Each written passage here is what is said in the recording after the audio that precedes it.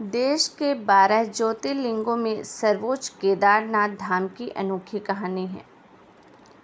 कहते हैं कि केदारेश्वर ज्योतिर्लिंग के प्राचीन मंदिर का निर्माण पांडवों ने कराया था। पुराणों के अनुसार केदार महिष अर्थात भैंसे का पिछला भाग है। यहाँ भगवान शिव भूमि में समा गए थे। आइए जानते हैं दोस्तों इस मंदिर के बारे में।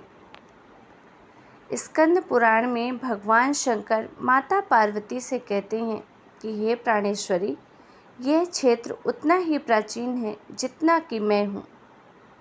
मैंने इसी स्थान पर सृष्टि की रचना के लिए ब्रह्मा के रूप में परम ब्रह्मत्व को प्राप्त किया। तभी से यह स्थान मेरा चिर परिचित आवास है।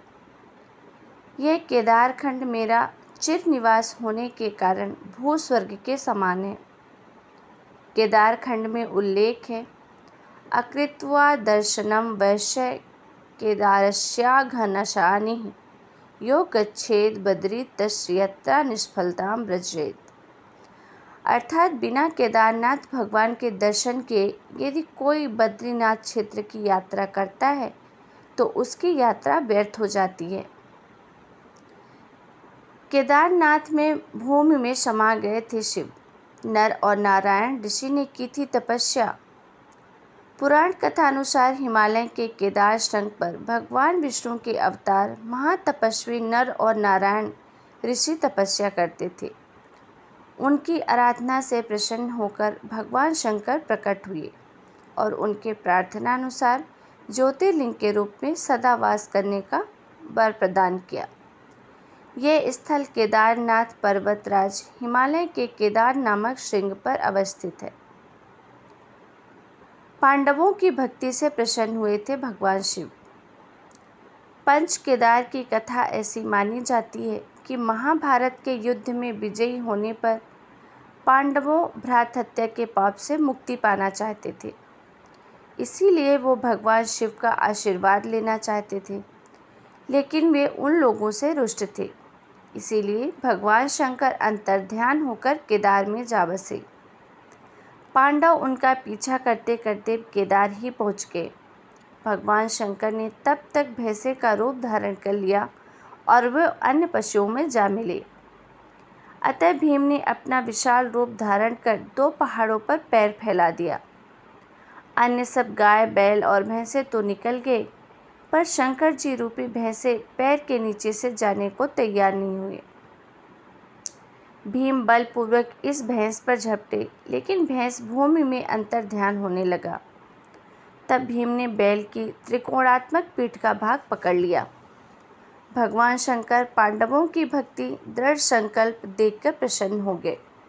उन्होंने तत्काल दर्शन देकर पांडवों को पाप मुक्त कर दिया। उसी समय से भगवान शंकर भैंस की पीठ की आकृति पिंड के रूप में श्री केदारनाथ में पूजे जाते हैं।